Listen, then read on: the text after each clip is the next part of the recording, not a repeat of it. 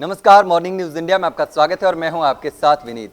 सरकारी जमीनों पर भूमाफियाओं द्वारा अतिक्रमण करने को लेकर आए दिन नए नए मामले सामने आते रहते हैं, लेकिन अब सरकारी जमीन पर अतिक्रमण का ऐसा मामला सामने आया है जिसको लेकर राजस्थान सरकार के भी होश उड़ने वाले हैं। जी हाँ, ये मामला है राजस्थान की राजधानी जयपुर के गांधीनगर में स्थित ओझाजी के बाग का, जहाँ प्रस्तावित 40 फीट चौड़ी सड़कें अतिक्रमण की भेंट चढ़ी हुई है और 55 सालों से अधूरी है। हालांकि ऐसा नहीं है कि जमीन को अतिक्रमण से मुक्त कराने के लिए किसी ने आवाज नहीं उठाई, बल्कि समस्त गांधीनगर और ओझाजी के बाग की जनता ने जयपुर नगर निगम ग्रेटर, जयपुर विकास प्राधिकरण से लेकर भारत के राष्ट्रपति और प्रधानमंत्री कार्यालय तक को इसकी शिकायत की है।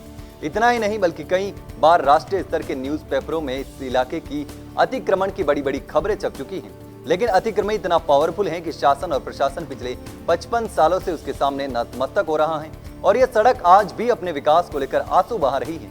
तो आइए जानते हैं कि आखिर जयपुर के गांधीनगर में ओझाजी के बाग में अतिक्रमण की भेंट चढ़ी ये सड़कें अभी तक भी क्यों मुक्त नहीं हो पाई और वो कौन शख्स है जो इस पर कुंडली मारकर बैठा हुआ है, जिसके सामने शासन और प्रशासन चूं तक नहीं कर रहा है। दरअसल राजस्थान की राजधानी जयपुर शहर में अतिक्रमण का ऐसा मामला सामने आया है जिसके जनता द्वारा मुक्त कराने की कोशिश पिछले 55 सालों से की जा रही है। जी हाँ, आपने ठीक सुना है, पूरे 55 साल से जयपुर शहर के अति महत्वपूर्ण एवं प्रमुख स्थान ओझाजी के बाग गांधीनगर में 2 सरकारी सड़कों पर अस्थायी अतिक्रमण हो रखा है, जिसकी वजह से आज भी यहां पर अर्ध निर्मित सड़कें अपने विकास को तरस रही हैं। समस्त गांधीनगर और ओझाजी के बाग की जनता अपने नाम, हस्ताक्षर और मोबाइल नंबर समेत लिखित में जयपुर नगर निगम ग्रेटर से लेकर भारत के राष्ट्रपति कार्यालय, प्रधानमंत्री कार्यालय तक में जमीन को मुक्त कराने के लिए अपील कर चुकी है, लेकिन कहीं से भी अतिक्रमण हटाने को लेकर कार्रवाई नहीं की गई है।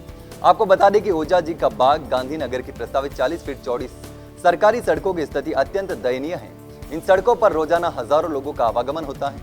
अवैध अस्थायी अतिक्रमण और अर्ध निर्मित सड़क होने के परिणाम स्वरूप यहाँ के निवासियों और आम जनता को कई गंभीर समस्याओं का सामना करना पड़ रहा है। खसरा नंबर 481 के भूमि राजस्व रिकॉर्ड के अनुसार संवत 2051-54, 2055-58 और 2071-74 की जमाबंदी एवं वर्तमान जमाबंदी के साथ साथ अन्य सबूतों के आधार पर ये जमीन जयपुर विकास प्राधिकरण के नाम दर्ज है एवं सरकारी संपत्ति है। लेकिन आम जनता द्वारा जयपुर विकास प्राधिकरण में ही इस जमीन को अतिक्रमण कराने के लिए कई बार लिखित में अपील की जा चुकी है। जेडीए भी हाथ पर हाथ धर बैठा है।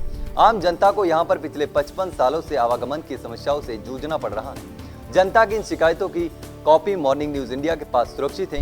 अब आखिर यह भी जान लेते हैं कि ओझाजी का बाग गांधीनगर में ये जमीन कहां पर है और आम जनता को क्या क्या समस्याओं का सामना करना पड़ रहा है और इन समस्याओं के पीछे किसका हाथ है। आपको बता दें कि जयपुर विकास प्राधिकरण एवं जयपुर निगम से मात्र 2 किलोमीटर की दूरी पर यह सड़क है, जो महत्वपूर्ण सड़क है और 40 फीट उत्तर दिशा की ओर होकर गांधीनगर को जोड़ती है। अवैध अस्थायी अतिक्रमण और सड़क की अव्यवस्थित स्थिति के कारण आम जनता का आवागमन बहुत कठिन हो गया है।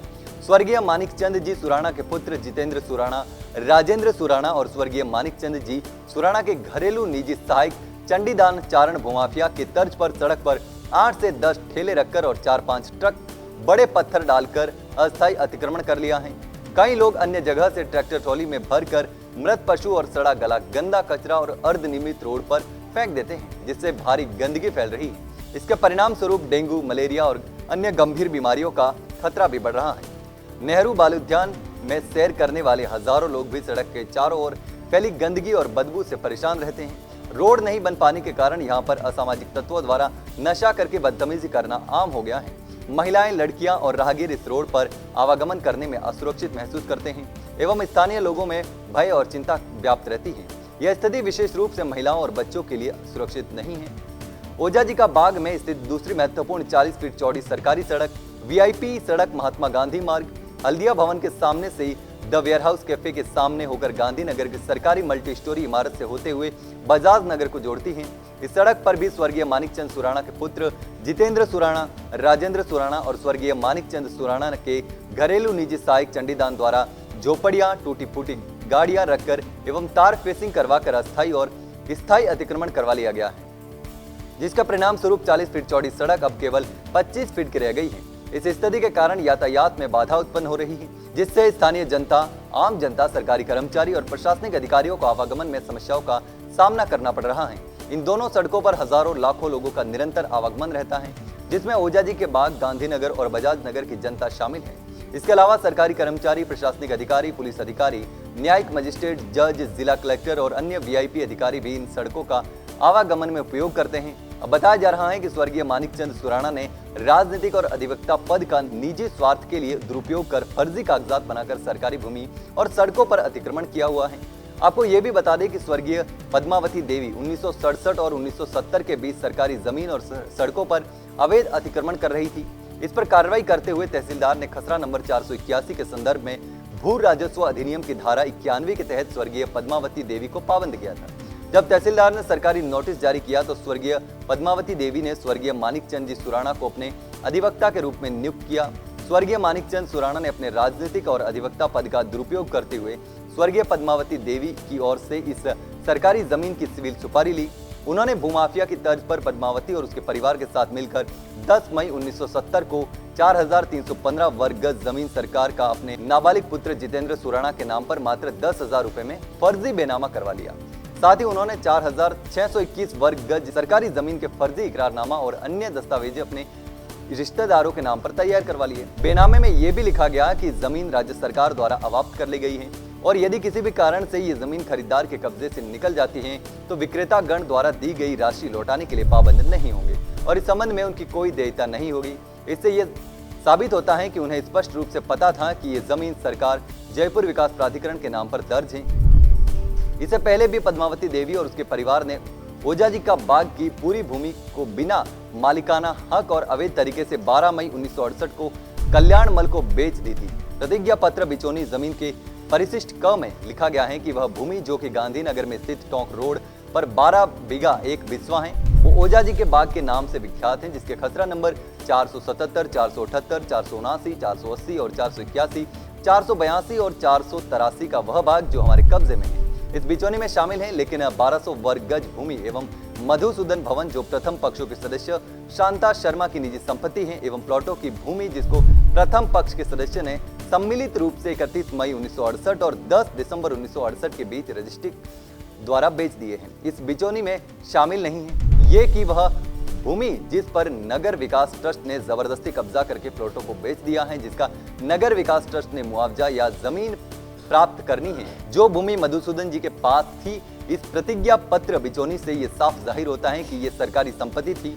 स्वर्गीय मानिकचंद सुराणा ने अपने जीवन काल में निजी स्वार्थ के चलते इन फर्जी कागजातों के आधार पर इन दोनों सड़कों के निर्माण को बाधित किया। कुछ साल पहले मानिकचंद सुराणा और पद्मावती देवी का निधन हो चुका है।